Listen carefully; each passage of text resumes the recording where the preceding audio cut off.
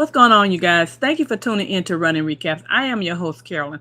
And I don't know if you don't know who Malcolm-Jamal Warner is, you have been missing something. He was such a special young man. And the reason I say was is because unfortunately we lost him about a year ago. He was on vacation with his wife and daughter in Costa Rica and unfortunately drowned. And we're going to get into that. It was something that was totally unexpected by a lot of his fans, and particularly his wife and daughter that he loved very much. But there's a little twist to it. But before we get into this show, remember everything I say is strictly entertainment purposes only. That is it, and that is all. So let's get into this show, right? Malcolm-Jamal Warner played on The Cosby Show back in the early 80s, early 90s, through that period of time. And we loved him on that show. He played, you know who he played, Theodore Huxtable.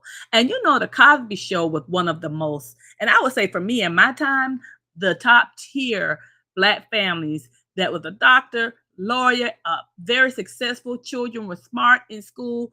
They kind of tried to depict like the values as an African American family we would like to have for our children. You always have that quirky child, you have that smart child, you have that little child that was a little rebel. You just had a well-rounded family, and that's what the Cosby Show did. Unfortunately, one of the main actors of the show, Bill Cosby, you know who the show was named after, ran into some legal battles the more he progressed in life, and he unfortunately had jail time, all this kind of stuff we're not going to go and talk about. So if you don't know who the Cosby family encompass as a family and who they were trying to portray, then you missed a really, really good sitcom. And it went on for a pretty good, outstanding period of time. But Malcolm Jamal Warner was one of the children of the Huxtables. And he had a quirky personality, a big personality. Well, he grew up, of course. He went on to be very successful. He went on to be, now outside of an actor, a director. He was a musician. He did voiceover because he had a very distinct voice. And when I seen him, he exhibited a personality of a very confident Black man. You know, a Black man any mother or wife would be proud of calling their own. Well, when we lost him, I was like totally like shocked. And I am still shocked, as a matter of fact. Some people we lose, it's almost like you still can't believe it, even though you know it's true. You know that this person is gone. You know, we've seen it on TV, the funerals happening, all this kind of thing. Just one of those people that I am still surprised because he was so full of life, doing so well in his career when God called him home, unfortunately. He was in Costa Rica with his wife and daughter, and his wife unfortunately had left the beach. He was on the beach, and I think he was with a group of people, and they were learning how to was it boogie board or something over there.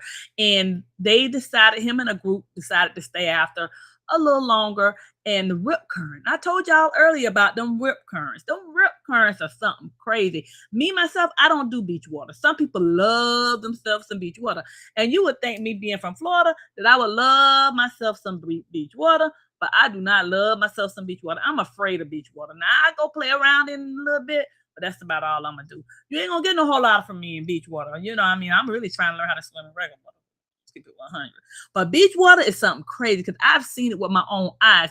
How someone could be standing close to the shore, and next thing you know, they are like miles out into the beach in a matter of seconds. And those rip currents can come really close inward as well. And it happens a lot in certain areas, but that's what happened in Costa Rica when Malcolm was on the beach enjoying the day. And he went out there and enjoying the day still. And when the rip current kind of took him under, it was just a sad thing. I think it was a lady, a child, and another person still out there, and they was in trouble, and he tried to help them, and then he got caught up, and then he had the other three people were saved and rushed to the hospital where he passed actually on the scene.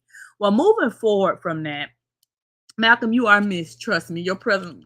Oh my God, you was a man of all men, from what I've seen. I can't say anything else negative against you. His mother, named him after Malcolm X and a jazz pianist.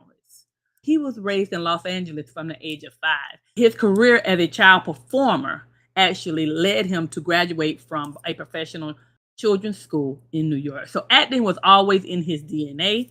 He's always been someone that showed an interest in it, and his mother made sure that he accomplished his personal goals. His mother, Pam, knew that was her son. She put a lot into her son. There was no questioning.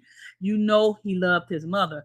Well, when he got married, because he passed away unexpectedly, he did not have a will.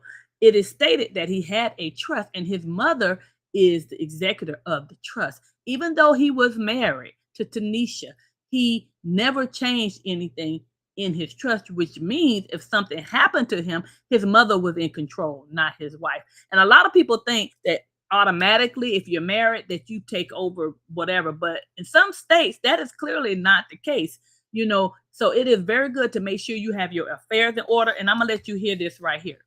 This video kind of explains, and it particularly talks about Georgia, but this also applies to different states as well. So check it, ladies. Check it, men, if you're married, because it's very important. Also, if you have a partner, you want to make sure that your affairs are in order, because things can go left real quick, and we never know when things are going to go left. We pray in the name of Jesus that He keep us here for a long time. That's what I do. Y'all better do it too. But you gotta have your affairs in order, because just like your debt follow you, so do your assets. Take a look. Let's get to estate and business planning attorney Lily Enkinshore on this story about the widow of the Cosby star Malcolm-Jamal Warner suing his mother for $1.2 million.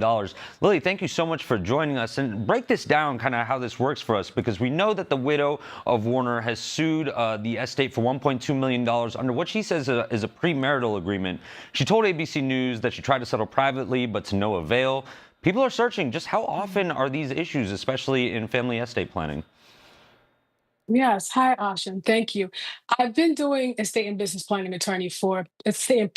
work for 20 years. And I'll tell you this, death and assets change family dynamics very quickly. And people don't believe me when I say that, because they're like, no, we had a great time at the reunion. But there's something about the death and the assets that unearths really heavy feelings, resentment, anger, whatever may have been laid in the past. It just comes up when there's death and an asset on the table.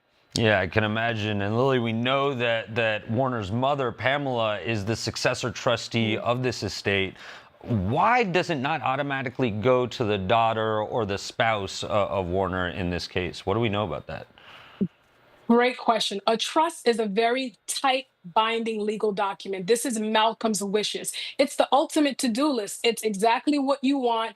It's going to the people you want, and it's naming the specific assets. It trumps everything else.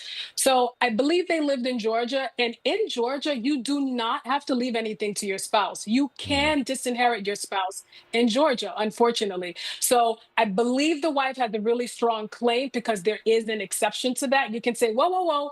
I know I wasn't mentioned in the trust. However, I should get a year's worth of support according to my custom, the standard that I'm accustomed to living to. So she has a strong case there, but whoever you name in your trust is the trustee. It doesn't matter if you're married, it doesn't matter if you have children. Yeah, Lily, let's take this even one step further, because I understand that the widow is also suing for a $1 million life insurance policy that was never actually put in Mm. place. How can she actually sue for something that never actually came through? You know, it's a contractual breach, excuse me. If Malcolm said, listen, honey, I promise you, I'm giving you XYZ by certain date, and he never did it, that is a breach of contract. She doesn't have a claim against the life insurance company, but she will have a claim against the estate, because that is a debt of the estate. And that debt doesn't just disappear because you're no longer here. So that's her strongest claim, that Malcolm broke their contractual agreement. Did you hear that? Yeah. Well, what happened was, because he had his mother listed as his executive of his trust, even though he had a daughter and a wife, his mother is in control. And his wife is like, say, she's been struggling. She's a doctor. But the thing is, she need help. She need help with this daughter. Their lifestyle and everything is very difficult for her to basically maintain since she lost her husband. Her mother-in-law, she feels, is not giving the chatter over like she expected she would do, being that she has a daughter. So now she feels as if Tanisha, his wife, his widow, should I say, is taking her to court. And it's not going to be an easy feat because of the situation. This trust stated and left his mother as the executor in control. It's kind of difficult, like you heard in the video, to overrule that. However, she does have leeway to gain other things. That's why I say make sure your affairs are in order. That is very, very, very important, right? So, yeah, I just wanted you guys to hear this because it's so unfortunate. A lot of times when people pass away, you hope that it brings a family together, but it can really, bring things out of people that are there that they feel like, okay, when this person passed, the first thing you think about is he promised she was going to do that.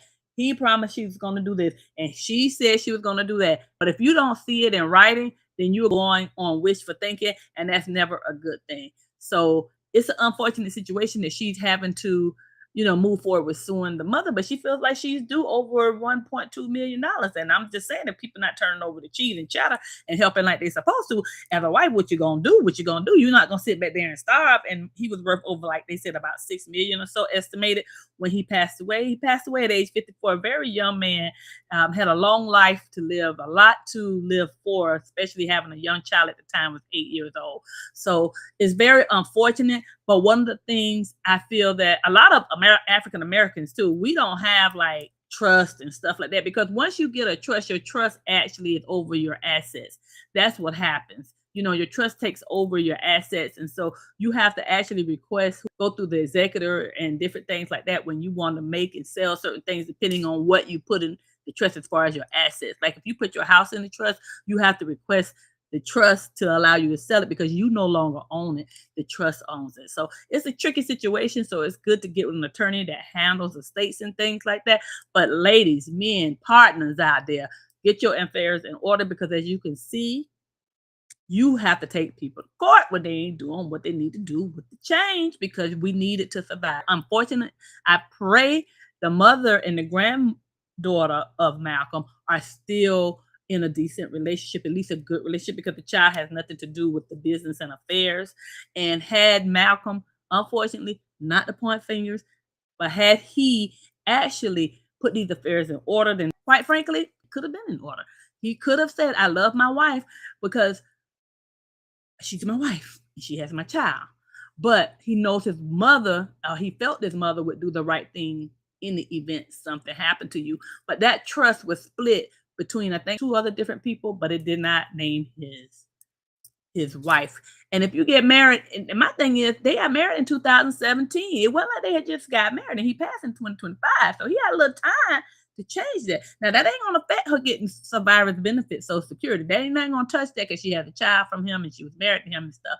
However, the other money she's supposed to get, I think it's only fair if he's worth 6-point-something million that she does receive something. She was his wife at the time. Now it's his widow. And, it's the right thing to do. So I pray that they can kind of come to a mediation. If you go to court, the judges and mediators, they just there to do a job. They don't know the insight and the heart of the spouse or the person that has passed away. The family knows most times. The family does know. So it is better to get with the people you love and y'all can kind of come to an agreement and settle it, instead of bringing people in your business and have to settle this that knows nothing about you all. They only know dollars and cents and rules of law.